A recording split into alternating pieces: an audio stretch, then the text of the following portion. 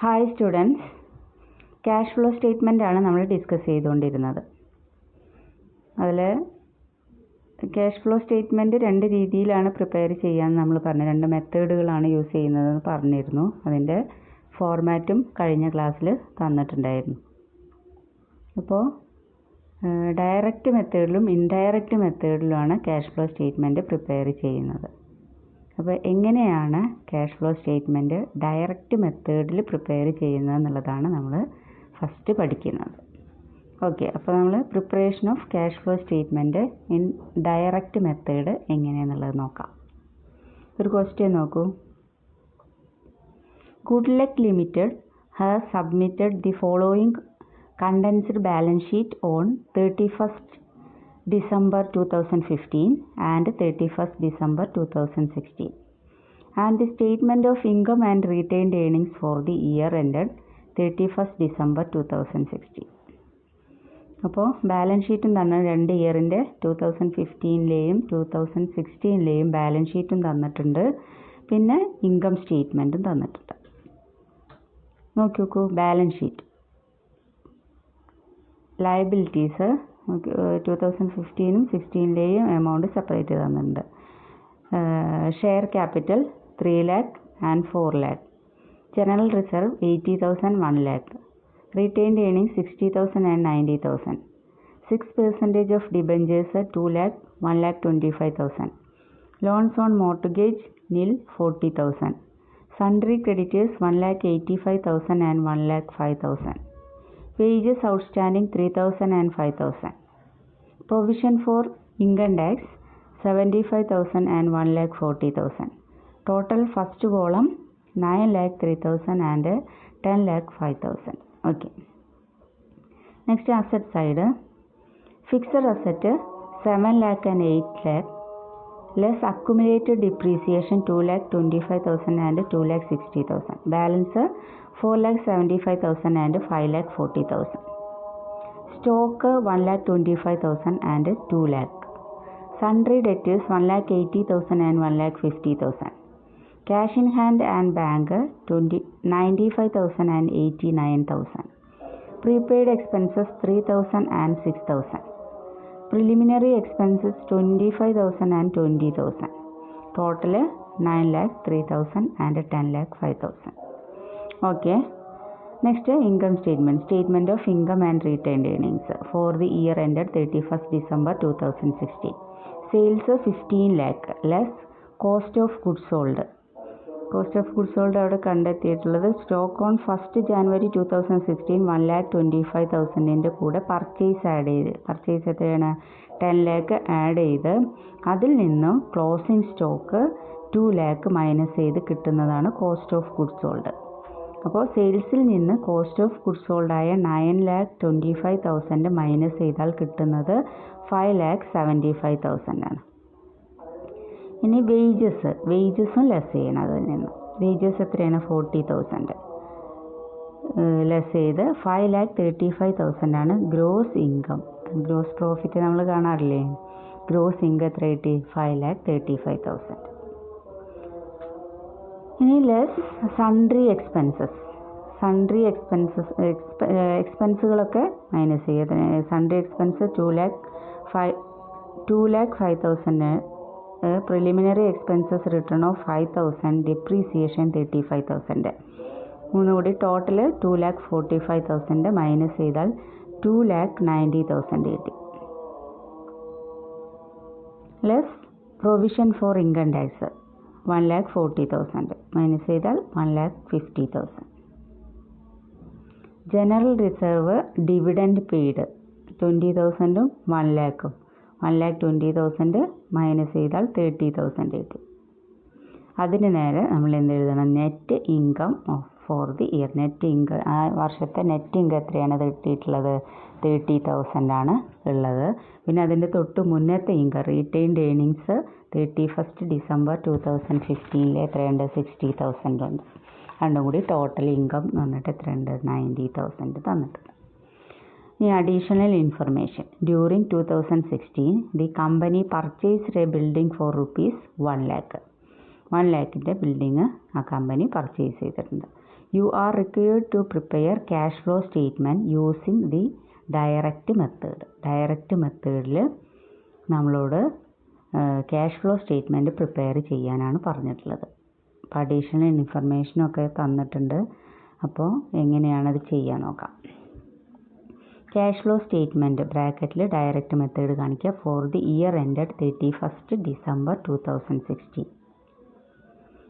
അപ്പോൾ നമ്മൾ പറഞ്ഞു ക്യാഷ് ഫ്ലോ സ്റ്റേറ്റ്മെൻറ്റിന് 3 പാർട്ടുകളാണുള്ളത്. Cash flow from operating activities, cash flow from investing activities, cash flow from financing activities. അപ്പോൾ first section cash flow from operating activities. അപ്പോൾ ഒരു ഫേമിൻ്റെ ഓപ്പറേറ്റിംഗ് ആക്ടിവിറ്റീസിൽ നിന്നുള്ള ക്യാഷിൻ്റെ റെസീപ്റ്റ്സും പേയ്മെൻറ്റ്സുമാണ് ഫസ്റ്റ് സെക്ഷനിൽ വരുന്നത്. സെക്കൻഡ് സെക്ഷനിൽ ആ ഫേമിൻ്റെ ഇൻവെസ്റ്റിംഗ് ആക്ടിവിറ്റീസ്, ഇൻവെസ്റ്റ്മെൻറ്റ് നിന്നുള്ള ക്യാഷ് റെസീപ്റ്റ്സും ക്യാഷ് പേയ്മെൻറ്റുമാണ് രണ്ടാമത്തെ സെക്ഷനിൽ വരുന്നത്. മൂന്നാമത്തെ സെക്ഷനിൽ ഫിനാൻസിങ് ആക്ടിവിറ്റീസിൽ വരുന്ന റെസീപ്റ്റ്സും പേയ്മെൻറ്റ്സും. ഈ 3 സെക്ഷനിലും എന്തൊക്കെ ഐറ്റംസ് ആണ് വരിക എന്നുള്ളത് നമ്മൾ മുന്നത്തെ അതിൻ്റെ ഫോർമാറ്റിലും ഇതിലൊക്കെ തന്നിട്ടുണ്ട്. ഓക്കെ, അപ്പോൾ cash flow from operating activities first section. അല്ലെങ്കിൽ ക്യാഷ് റെസീപ്റ്റ് നോക്കുക. എ എന്ന് പറഞ്ഞിട്ട് എഴുതുക, ഓപ്പറേറ്റിംഗ് ക്യാഷ് റെസീപ്റ്റ്സ് എന്ന് പറഞ്ഞിട്ട് first cash received from debtors അല്ലെങ്കിൽ കസ്റ്റമേഴ്സ്. എത്രയാണ് ഇതിൽ എഴുതിയിട്ടുള്ളത്? 15,30,000 ആണ് നമ്മൾ എഴുതിയിട്ടുള്ളത്. ഇത് എവിടെ നിന്നാണ് കിട്ടിയത്? നമ്മൾ പറഞ്ഞിരുന്നു ഡയറക്റ്റ് മെത്തേഡ് ചെയ്യുമ്പോൾ ചില അഡീഷണലായിട്ട് ചില ലെഡ്ജർ അക്കൗണ്ടുകൾ കൂടി പ്രിപ്പയർ ചെയ്യണമെന്ന് പറഞ്ഞിട്ടുണ്ടായിരുന്നു. അപ്പോൾ ആദ്യം നമുക്ക് ലെഡ്ജർ അക്കൗണ്ടുകൾ പ്രിപ്പയർ ചെയ്യാം, എന്നിട്ട് ഈ ഫോർമാറ്റിലേക്ക് വരാം. അപ്പോൾ അതെങ്ങനെ ചെയ്യുക എന്നുള്ളതൊന്ന് നോക്കാം.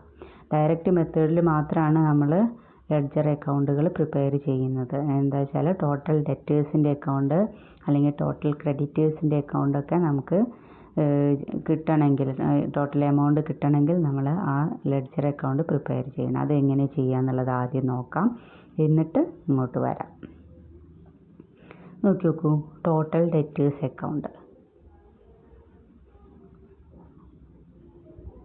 ടോട്ടൽ ഡെറ്റേഴ്സിൻ്റെ അക്കൗണ്ടിൽ നോക്കൂ, ഓപ്പണിംഗ് ബാലൻസ് ഡെറ്റേഴ്സ് എന്ന് പറഞ്ഞിട്ട് ബാലൻസ് ഷീറ്റിൽ തന്നിട്ടുണ്ട്. ഓപ്പണിംഗ് ബാലൻസ് 1,80,000 ക്ലോസിംഗ് ബാലൻസ് 1,50,000 നമുക്ക് തന്നിട്ടുണ്ട്.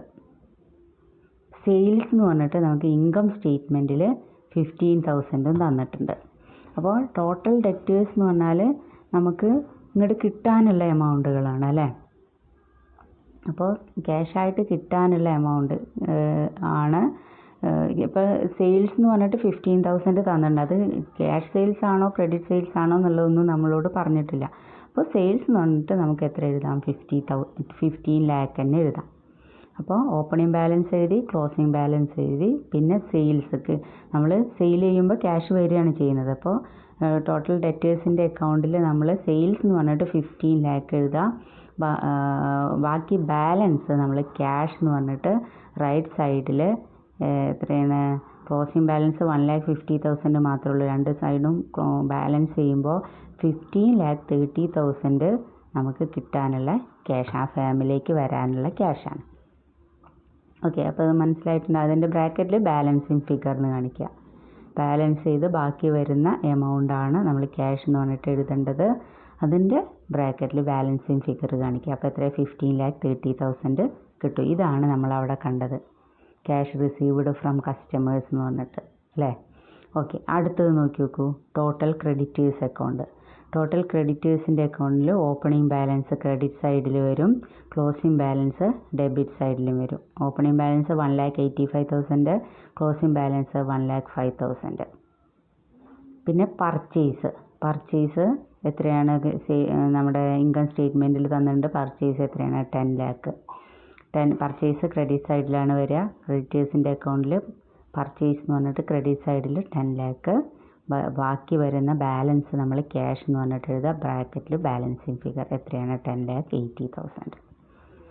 ഓക്കെ, നെക്സ്റ്റ് നമ്മൾ ഔട്ട്സ്റ്റാൻഡിങ് വേജസ്. ഔട്ട്സ്റ്റാൻഡിങ് വേജസ് എന്ന് പറഞ്ഞിട്ട് ബാലൻസ് ഷീറ്റിൽ നമുക്ക് തന്നിട്ടുണ്ട്. എത്രയൊക്കെയാണ്? ഓപ്പണിംഗ് ബാലൻസ് 3,000, ക്ലോസിംഗ് ബാലൻസ് 5,000 തന്നിട്ടുണ്ട്.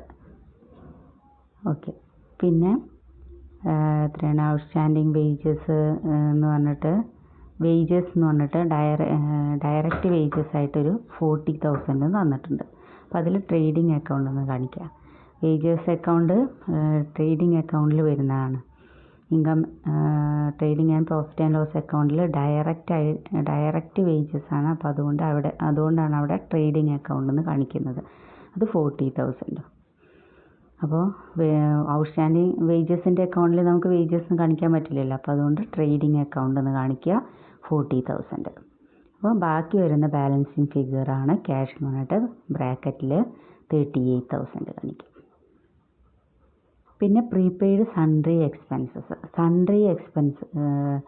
മുൻകൂട്ടി കൊടുത്തിട്ടുള്ള സൺട്രി എക്സ്പെൻസുകളുണ്ട്. അത് ഓപ്പണിംഗ് ബാലൻസും ക്ലോസിംഗ് ബാലൻസും നമുക്ക് തന്നിട്ടുണ്ട്. പിന്നെ സൺട്രി എക്സ്പെൻസ് എന്ന് പറഞ്ഞിട്ട് ഒരു 2,05,000 പ്രോഫിറ്റ് ആൻഡ് ലോസ് അക്കൗണ്ടിൽ തന്നിട്ടുണ്ട്. അപ്പോൾ അതിൻ്റെ ബാലൻസിങ് ഫിഗർ ക്യാഷ് എന്ന് പറഞ്ഞിട്ട് എഴുതുക. എത്രയാണ്? 2,08,000. പിന്നെ പ്രൊവിഷൻ ഫോർ ഇൻകം ടാക്സ്. ഇതൊക്കെ നമ്മൾ ചെയ്യേണ്ടത് എങ്ങനെയെന്ന് വെച്ചാൽ, രണ്ടിലിപ്പോൾ ബാലൻസ് ഷീറ്റിൽ ഓപ്പണിംഗ് ബാലൻസും തന്നിട്ടുണ്ട്, ക്ലോസിംഗ് ബാലൻസും തന്നിട്ടുണ്ട്. ഇൻകം സ്റ്റേറ്റ്മെൻറ്റിൽ അതിൻ്റെ എന്തെങ്കിലും സംഭവങ്ങൾ വരികയാണെങ്കിൽ, ഇപ്പോൾ പ്രീപെയ്ഡ് സൺട്രി എക്സ്പെൻസിനെ സംബന്ധിച്ച് വരികയാണെങ്കിൽ, അല്ലെങ്കിൽ പ്രൊവിഷൻ ഫോർ ഇൻകം ടാക്സിനെ സംബന്ധിച്ച്, ഔട്ട്സ്റ്റാൻഡിങ് വേജസിനെയൊക്കെ സംബന്ധിച്ച് ഇൻകം സ്റ്റേറ്റ്മെൻറ്റിലോ അല്ലെങ്കിൽ അഡീഷണൽ ഇൻഫർമേഷനിലോ വരികയാണെങ്കിലാണ് നമ്മൾ ഇത്തരം ലെഡ്ജർ അക്കൗണ്ടുകൾ പ്രിപ്പയർ ചെയ്യേണ്ടത്. Okay. Next provision for income tax എന്ന് പറഞ്ഞിട്ട് നമുക്ക് ബാലൻസ് ഷീറ്റിൽ തന്നിട്ടുണ്ട്. ഓപ്പണിംഗ് ബാലൻസ് 75,000 ക്ലോസിംഗ് ബാലൻസ് 1,40,000 തന്നിട്ടുണ്ട്. പിന്നെ പ്രോഫിറ്റ് ആൻഡ് ലോസ് അക്കൗണ്ടിൽ പ്രൊവിഷൻ കൊടുത്തിട്ട് എത്രയാണ്? 1,40,000 ആണെന്നും കാണിച്ചിട്ടുണ്ട്. അപ്പോൾ ബാക്കി വരുന്ന ബാലൻസ് ക്യാഷ് എന്ന് പറഞ്ഞിട്ട് 75,000 എഴുതാം. ഇത്രയും അക്കൗണ്ടുകളാണ് നമ്മൾ പ്രിപ്പയർ ചെയ്യേണ്ടത്. ഇനി നമുക്ക് ആൻസറിലേക്ക് പോവാം. നോക്കി നോക്കൂ. ഓപ്പണിംഗ് ക്യാഷ് റെസീപ്റ്റ്സ് എന്ന് പറഞ്ഞിട്ട് ക്യാഷ് റിസീവ്ഡ് ഫ്രം കസ്റ്റമേഴ്സ് എന്ന് പറഞ്ഞാൽ ഡെറ്റേഴ്സിൻ്റെ അടുത്ത് നിന്ന് നമുക്ക് കിട്ടിയത് 15,30,000 നമുക്ക് കിട്ടാനുണ്ട്. നെക്സ്റ്റ് ഓപ്പറേറ്റിംഗ് അത് മാത്രമേ റെസീപ്റ്റ് ആയിട്ടുള്ളൂ. സെയിൽസ് മാത്രമല്ലേ ഇതായിട്ടുണ്ടാവുള്ളൂ. അപ്പോൾ 15,30,000 ഇതിനാണ് നമ്മൾ ടോട്ടൽ ഡെറ്റേഴ്സിൻ്റെ അക്കൗണ്ട് പ്രിപ്പയർ ചെയ്യുന്നത്.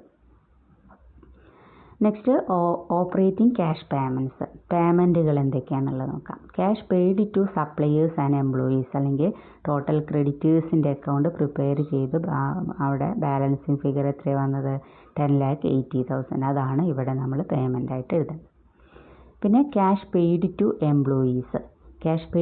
എംപ്ലോയീസ് എന്ന് പറഞ്ഞാൽ ഔട്ട്സ്റ്റാൻഡിങ് വേജസ് അക്കൗണ്ട് നമ്മൾ പ്രിപ്പയർ ചെയ്തു അല്ലേ. അപ്പോൾ നമ്മൾ കൊടുക്കാനുള്ള എമൗണ്ട് എത്രയാണ്? 38,000 ആണ്. അവിടെ ബാലൻസിങ് ഫിഗർ നമുക്ക് 38,000 കിട്ടിയിട്ടുണ്ട്. അതാണ് ക്യാഷ് പെയ്ഡ് ടു എംപ്ലോയീസ് 38,000 എന്ന് പറഞ്ഞിട്ട് എഴുതേണ്ടത്. പിന്നെ ക്യാഷ് പെയ്ഡ് ടു സൺട്രി എക്സ്പെൻസുകളായിട്ട് ഇതൊക്കെ ഓപ്പറേറ്റിംഗ് ആക്ടിവിറ്റീസ് ആയതുകൊണ്ടാണ് ഇവിടെ വരുന്നത്. Cash paid for sundry expenses 2,08,000. ഇത്രയും സംഭവങ്ങളാണ് ഇതിൽ വരുന്നത്, ഓപ്പറേറ്റിംഗ് ആക്ടിവിറ്റീസിൽ വരുന്നത്. ഇനി ഇതെല്ലാം കൂടി ആഡ് ചെയ്യുക. എത്രയാണ്? 13,26,000 കിട്ടും. റെസീപ്റ്റ് 15,30,000 ആണ്. അപ്പോൾ റെസീപ്റ്റിൽ നിന്ന് പേയ്മെൻറ്റ് കുറച്ച് ആ എമൗണ്ട് എത്രയാണ്? 2,04,000 കിട്ടി. അതിന് നേരെ സി എന്ന് പറഞ്ഞാൽ ക്യാഷ് ജനറേറ്റഡ് ഫ്രം ഓപ്പറേഷൻ, വേണമെങ്കിൽ ബ്രാക്കറ്റിൽ A-B, എയിൽ നിന്ന് B മൈനസ് ചെയ്ത് കിട്ടുന്ന എമൗണ്ടാണ് അത്. ഓക്കെ. നെക്സ്റ്റ് ഡി എന്ന് പറഞ്ഞിട്ട് income tax paid, income tax ആയിട്ട് കൊടുത്തത് എത്ര അല്ലെങ്കിൽ കൊടുക്കാനുള്ളത് എത്രയെന്നുള്ളത് നമ്മൾ അവിടെ പ്രൊവിഷൻ ഫോർ ഇൻകം ടാക്സിൽ കണ്ടിട്ടുണ്ട്. അതിൻ്റെ ബാലൻസിങ് ഫിഗർ 75,000 മൈനസ് ചെയ്താൽ ബാക്കി വരുന്നത് 1,29,000. Net cash flow from operating ആക്ടിവിറ്റീസിൽ നിന്നുള്ള പ്രോഫിറ്റ് എന്ന് പറയുന്നത് എത്രയാണ്? 1,29,000 ആണ്. എല്ലാ എക്സ്പെൻസും കാര്യങ്ങളൊക്കെ കൊടുത്തു കഴിഞ്ഞ് ബാക്കിയുള്ളത് അവിടെ നിന്ന് ജനറേറ്റ് ചെയ്തിട്ടുള്ള ക്യാഷ് എന്ന് പറയുന്നത് 1,29,000 ആണ്. ഇനി അടുത്തത് second section cash flow from investing activities. Investing activities, fixed asset ഇൻവെസ്റ്റ്മെൻറ്റിലൊക്കെ എന്തെങ്കിലും ചെയ്തിട്ടുണ്ടെങ്കിൽ അവിടെ എന്തെങ്കിലും ഉണ്ടോ എന്നുള്ളത് നോക്കി നോക്കുക. അവിടെ പർച്ചേസ് ഓഫ് ഫിക്സഡ് അസറ്റ് മാത്രമേ ഉള്ളൂ, അവിടെ ഒരു ഇൻവെസ്റ്റ്മെൻറ്റ് നടന്നിട്ടില്ല. അപ്പോൾ ഫിക്സഡ് അസറ്റ് പർച്ചേസ് ചെയ്തിട്ടുണ്ട്, അപ്പോൾ എന്താണ്, ക്യാഷ് പേയ്മെൻ്റ് ആണ് അല്ലേ. അപ്പോൾ അവിടെ ക്യാഷ് പേയ്മെൻറ്റ് മാത്രമേ വരുന്നുള്ളൂ, ക്യാഷ് റെസീപ്റ്റ് ആ സെക്ഷനിൽ വരുന്നില്ല. ഫിക്സഡ് അസറ്റോ ഇൻവെസ്റ്റ്മെൻറ്റിലോ എന്തെങ്കിലും റെസീറ്റോ പേയ്മെൻറ്റോ വന്നിട്ടുണ്ടോ എന്നുള്ളതാണ് ആ സെക്ഷനിൽ നോക്കേണ്ടത്. അവിടെ പർച്ചേസ് ഓഫ് ഫിക്സഡ് അസറ്റ് മാത്രമേ ഉള്ളൂ. എത്രയാണ്, 1 lakh. അത് അഡീഷണൽ ഇൻഫർമേഷനിലാണ് തന്നിട്ടുള്ളത്. അപ്പോൾ അത് ഔട്ടർ കോളത്തിലേക്ക് എഴുതുക. അത് അവിടെ എന്തുകൊണ്ടാണ് ബ്രാക്കറ്റ് കൊടുത്തത്, അത് പർച്ചേസ് ആണ്, പേയ്മെൻ്റ് ആണ്, അതുകൊണ്ടാണ് അവിടെ അങ്ങനെ കൊടുത്തിട്ടുള്ളത്. ഇനിയിപ്പം ഇന്നർ കോളത്തിൽ എഴുതാത്തത് എന്താ വെച്ചാൽ ആ ഒരൊറ്റ എമൗണ്ട് മാത്രമേ ഉള്ളൂ. അപ്പോൾ അവിടെ നഷ്ടമാണ് അല്ലേ, ലോസാണ് വരുന്നത്. ലോസ് എന്ന് പറയാൻ പറ്റില്ല, നമ്മൾ അവിടെ നെഗറ്റീവ് ഫിഗറാണ് ആ സെക്ഷനിൽ വരുന്നത്. അപ്പോൾ ഫസ്റ്റ് ഓപ്പറേറ്റിംഗ് ആക്ടിവിറ്റീസിൽ നിന്ന് 1,29,000 ആണ്, പ്ലസ് 1,29,000 ആണ് കിട്ടിയുള്ളത്. സെക്കൻഡ് സെക്ഷനിലായി ഇൻവെസ്റ്റിംഗ് ആക്ടിവിറ്റീസിൽ നിന്ന് -1 lakh ആണ് കിട്ടിയിട്ടുള്ളത്. Next third section cash flow from financing activities. Financing ആക്ടിവിറ്റീസിൽ പേയ്മെൻറ്റും റെസീറ്റും പേയ്മെൻറ്റും നോക്കാം. ഫസ്റ്റ് നോക്കിക്കോ, proceeds from issue of share capital. Share capital issue ചെയ്തിട്ടുണ്ട്, അപ്പോൾ അത് റെസീറ്റാണ് അല്ലേ, ക്യാഷ് കിട്ടുകയാണ് നമുക്ക് ചെയ്തിട്ടുള്ളത്. ഈ ക്യാപിറ്റൽ ഇഷ്യൂ ചെയ്യുക എന്ന് പറഞ്ഞാൽ ക്യാഷ് റെസീറ്റ്സ് ആണ്. എത്രയാണ്, 1 lakhൻ്റെ ഷെയർ ഇഷ്യൂ ചെയ്തിട്ടുണ്ട്, അപ്പോൾ റെസീറ്റ്. പിന്നെ racing of loans on mortgage, ലോണും മോർട്ട്ഗേജും നമ്മൾ എടുത്തിട്ടുണ്ട്. അപ്പോൾ എത്രയാണ്, 40,000ൻ്റെ ലോൺ എടുത്തിട്ടുണ്ട്, അപ്പോൾ അതും ക്യാഷ് റെസീറ്റ്സ് ആണ്. പിന്നെ റിഡംഷൻ ഓഫ് ഡിബഞ്ചേഴ്സ്, നമ്മൾ ഡിബഞ്ചർ റിഡീം ചെയ്തിട്ടുണ്ട്, തിരിച്ചെടുത്തിട്ടുണ്ട്, അപ്പോൾ അത് ക്യാഷ് കൊടുക്കുകയാണ് ചെയ്യുന്നത്. അപ്പോൾ അത് എത്രയാണ്, 75,000 ബ്രാക്കറ്റ് കാണിക്കുക, അത് പേയ്മെൻ്റ് ആയതുകൊണ്ട് ബ്രാക്കറ്റ് കാണിക്കുക. പിന്നെ റിഡംഷൻ ഓഫ് ഡിബഞ്ചേഴ്സ് കഴിഞ്ഞാൽ അടുത്ത ഡിവിഡൻഡ് പെയ്ഡ്, ഡിവിഡൻഡ് കൊടുത്തു, എത്രയാണ്, 1 lakh ഡിവിഡൻഡ് കൊടുത്തു, അതും പേയ്മെൻ്റ് ആണ്, അതുകൊണ്ട് ബ്രാക്കറ്റ് കാണിച്ചു. അപ്പോൾ ഈ 2 സെക്ഷൻ മാത്രമാണ് നമ്മൾ പേയ്മെൻറ്റിന് ബ്രാക്കറ്റ് കാണിക്കുന്നത്. മറ്റേത് നമ്മൾ ABCD എന്ന് പറഞ്ഞിട്ട് എഴുതുകയാണ് ചെയ്യുന്നത് കേട്ടോ. എയും ബിയിലുമാണ് പേയ്മെൻറ്റും റെസീറ്റും പേയ്മെൻറ്റ്സും കാണിക്കുന്നത്, അത് ശ്രദ്ധിക്കുക. ബാക്കി 2 എണ്ണത്തിലും നമ്മൾ ബ്രാക്കറ്റിനുള്ളിലാണ് പേയ്മെൻറ്റ് കാണിക്കുന്നത്. അപ്പോൾ പേയ്മെൻറ്റ്, അപ്പോൾ റെസീറ്റിൽ നിന്ന് പേയ്മെൻറ്റ് ലെസ് ചെയ്താൽ ബാക്കി വരുന്ന amount 35,000. 35,000 net cash used in financing ആക്ടിവിറ്റീസിൽ നിന്ന് കിട്ടിയിട്ടുള്ള എമൗണ്ട് എന്ന് പറയുന്നത് -35,000 ആണ്. അപ്പോൾ മൂന്നാമത്തെ സെക്ഷനിൽ നിന്നുള്ളതും കിട്ടി. ഇനി ചെയ്യേണ്ടത് net increase or decrease, increase ആണോ ഡിക്രീസ് ആണോ എന്നുള്ളത് നോക്കണം. അപ്പോൾ ഇവിടെ ഡിക്രീസ് ആണ് വരുന്നത്, എന്താ വെച്ചാൽ 3 സെക്ഷന് നോക്കുക. First section 1,29,000, second 1 lakh, third 35,000.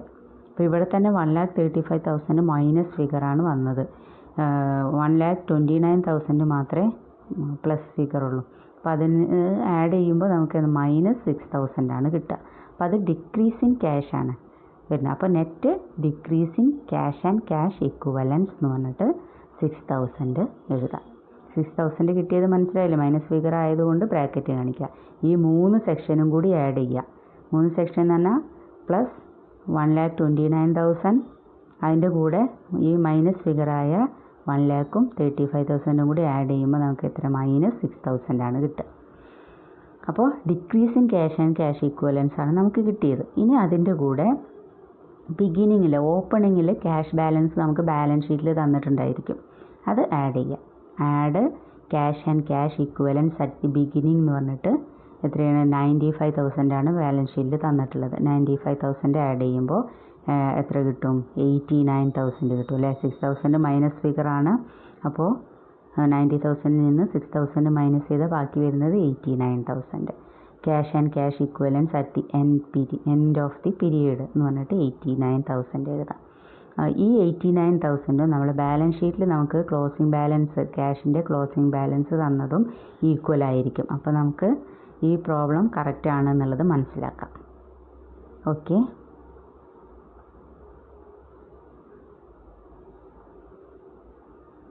അടുത്തൊരു ക്വസ്റ്റ്യൻ നോക്കി നോക്കൂ. അഡീഷണൽ ഇൻഫർമേഷൻസ് ഒന്നുമില്ലാതെ സിമ്പിളായിട്ട് ചെയ്യാൻ പറ്റുന്ന ഒരു ക്വസ്റ്റ്യനാണിത്. ഡയറക്റ്റ് മെത്തേഡിൽ തന്നെ ചെയ്യാനുള്ള. From the following summary of cash account of X limited prepare cash flow statement for the year ended 31st December 2016 using the direct method. ഈ company does not have any cash equivalents. Cash equivalents ഒന്നും തന്നെ ഇല്ല എന്നാണ് ഇതിൽ പറയുന്നത്. Summary of cash account for the year ended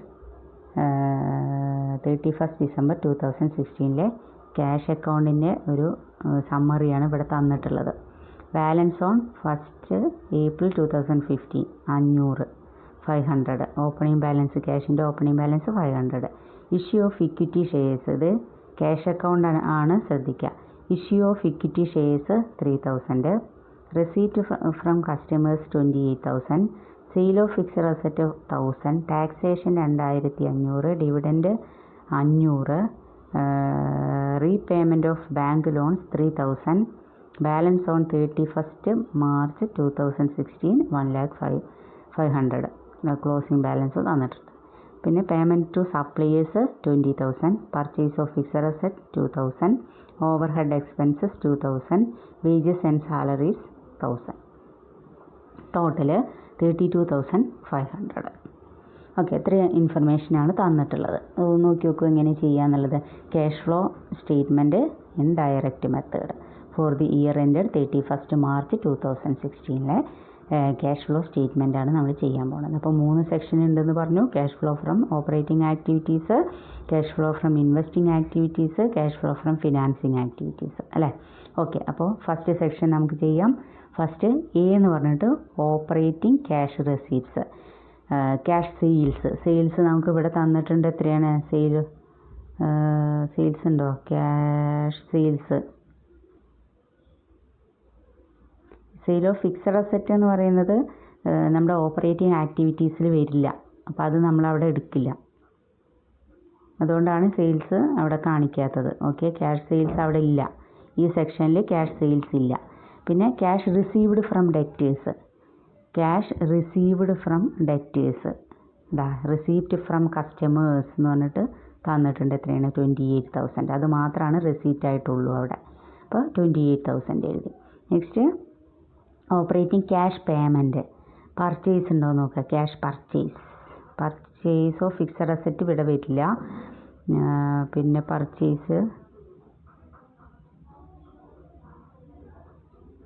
cash purchase ഇല്ല അല്ലേ. Okay. പിന്നെ ക്യാഷ് പെയ്ഡ് ടു ക്രെഡിറ്റേഴ്സ്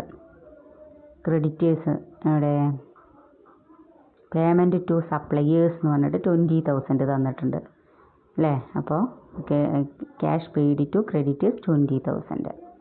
പിന്നെ ക്യാഷ് ഓപ്പറേറ്റിംഗ് എക്സ്പെൻസുകൾ എന്തൊക്കെയാണ് വന്നിട്ടുള്ളത് നോക്കാം. ഓവർ ഹെഡ് എക്സ്പെൻസും വേജസ് ആൻഡ് സാലറീസും വന്നിട്ടുണ്ട്. എത്ര? 2,000ഉം 1,000. ടോട്ടൽ 23,000 ആണ് അവിടെ പേയ്മെൻറ്റ് വരുന്നത്. ഓക്കെ, അപ്പോൾ തേർഡ് സി എന്ന് പറഞ്ഞിട്ട് cash generated from operating activities A-B അല്ലേ. എത്ര കിട്ടുന്നത്? 5,000 ആണ് അവിടെ വരുന്നത്. ഇനി next income tax paid. Taxation എന്ന് പറഞ്ഞിട്ട് 2,500 തന്നിട്ടുണ്ട്. ഇൻകം ടാക്സിന് വേണ്ടിയിട്ട് മാറ്റി വെച്ചത് എത്രയാണ്? 2,500. അത് ലെസ് ചെയ്താൽ ബാക്കി വരുന്നത് 2,500 അല്ലേ. അതിന് നേരെ net cash flow from operating ആക്ടിവിറ്റീസിൽ നിന്ന് കിട്ടിയിട്ടുള്ള എമൗണ്ട് എത്രയാണ്? 2,500 ആണ്. Next second section cash flow from investing ആക്ടിവിറ്റീസിന് ഏതൊക്കെയാണ് വന്നിട്ടുള്ളത് നോക്കുക. സെയിൽ ഓഫ് ഫിക്സഡ് അസറ്റ് ഉണ്ടോ. ഫിക്സഡ് അസറ്റ് വിറ്റപ്പോൾ കിട്ടിയിട്ടുള്ള ക്യാഷ് എത്രയാണ്? 1,000. പിന്നെ purchase of fixed asset purchase ചെയ്തിട്ടുണ്ട് 2,000. അപ്പോൾ പേയ്മെൻ്റ് ആണ്. അപ്പോൾ ബ്രാക്കറ്റിൽ കാണിക്കുക 2,000. അത് രണ്ടും മാത്രമേ അവിടെ വരുന്നുള്ളൂ. Net cash used in investing activities 1,000 ആണ് അല്ലേ. പേയ്മെൻ്റ് ആണ് കൂടുതൽ. അതുകൊണ്ട് ബാക്കി ബാലൻസിങ് ഫിഗർ എന്ത് വന്നു? മൈനസ് ഫിഗർ വന്നു. ഓക്കെ, അപ്പോൾ 2,000ഉം കിട്ടി, -1,000ഉം കിട്ടി. ഇനി മൂന്നാമത്തെ section cash flow from financing activities. Issue of equity shares, equity shares issue ചെയ്തിട്ടുണ്ട്. അതെങ്ങനെ നമുക്ക് മനസ്സിലായത്? ഷെയർ ക്യാപിറ്റൽ എന്ന് പറഞ്ഞിട്ട് രണ്ട് എമൗണ്ട് തന്നിട്ട് അതിൽ ഡിഫറൻസ് ഉണ്ടെങ്കിൽ, ഇപ്പോൾ ബാലൻസ് ഷീറ്റ് നോക്കി നോക്കൂ. ഇഷ്യൂ ഓഫ് ഇക്വിറ്റി ഷെയർസ് ഇതാ 3000 എന്ന് നേരിട്ട് തന്നിട്ടുണ്ട് അല്ലേ? ഓക്കെ. അപ്പോൾ 3000 ഇഷ്യൂ ഓഫ് ഇക്വിറ്റി ഷെയർസ് 3000. പിന്നെ repayment of loan, equity shares issue ചെയ്യുമ്പോൾ ക്യാഷ് റിസീപ്റ്റ്സ് ആണ്. റീപേയ്മെൻറ്റ് ഓഫ് ലോൺ എന്ന് പറഞ്ഞാൽ ലോൺ തിരിച്ചടച്ചു എന്ന് പറഞ്ഞാൽ ക്യാഷ് പേയ്മെൻ്റ് ആണ്. അപ്പോൾ ബ്രാക്കറ്റിൻ്റെ ഉള്ളിൽ കാണിക്കുക 3000. പിന്നെ ഡിവിഡൻറ്റ് പെയ്ഡ്, നമ്മൾ ഡിവിഡൻറ്റ് കൊടുക്കുമ്പോൾ പേയ്മെൻ്റ് ആണ്, അതും 500 ബ്രാക്കറ്റിനുള്ളിൽ കാണിക്കുക. അപ്പോൾ net cash flow used in financing activities, ഇത് എല്ലാം കൂടി ആഡ് ചെയ്യുമ്പോൾ നമുക്ക് 500 മൈനസ് ഫിഗറാണ് വരുന്നത്. ഇനി നെറ്റ് ഇൻക്രീസ് ആണോ ഡിക്രീസ്, 3 സെക്ഷനും കൂടി നോക്കുക. അതിൽ നെറ്റ് ഇൻക്രീസ് ആണോ ഡിക്രീസ് ആണോ എന്നുള്ളത് നോക്കുക. ഇവിടെ ഇൻക്രീസ് ആണ് വരുന്നത്. എത്രയാണ്? 1000. നെറ്റ് ഇൻക്രീസ് ഇൻ ക്യാഷ് എന്ന് പറഞ്ഞിട്ട് 1000 റുപ്പീസാണ് വരുന്നത്. അതിൻ്റെ കൂടെ ഓപ്പണിംഗ് ബാലൻസിൻ്റെ, ക്യാഷിൻ്റെ ഓപ്പണിംഗ് ബാലൻസ് ആഡ് ചെയ്യുക. ഓപ്പണിംഗ് ബാലൻസ് തന്നിട്ടുണ്ട്, എത്രയാണ്? 500. ആഡ് ചെയ്യുമ്പോൾ നമുക്ക് ക്ലോസിംഗ് ബാലൻസ് എത്ര കിട്ടും? 1500 കിട്ടും. ഇത് തന്നെ ആയിരിക്കും നമുക്ക് ക്വസ്റ്റ്യനിൽ ക്ലോസിംഗ് ബാലൻസ് ആയിട്ട് തന്നിട്ടുണ്ടായിരിക്കുക. ക്യാഷ് ഓർ ക്യാഷ് ഇക്വലൻസിൻ്റെ ക്ലോസിംഗ് ബാലൻസ് 1500 തന്നെയായിരിക്കും ക്വസ്റ്റ്യനിലും തന്നിട്ടുണ്ടായിരിക്കുക. അപ്പോൾ ആ ആൻസർ കറക്റ്റാണെന്ന് നമുക്ക് അവിടെ നിന്ന് തന്നെ ഉറപ്പിക്കാം. ഓക്കെ, മനസ്സിലായിട്ടുണ്ടാവുമെന്ന് വിചാരിക്കുന്നു. Thank you.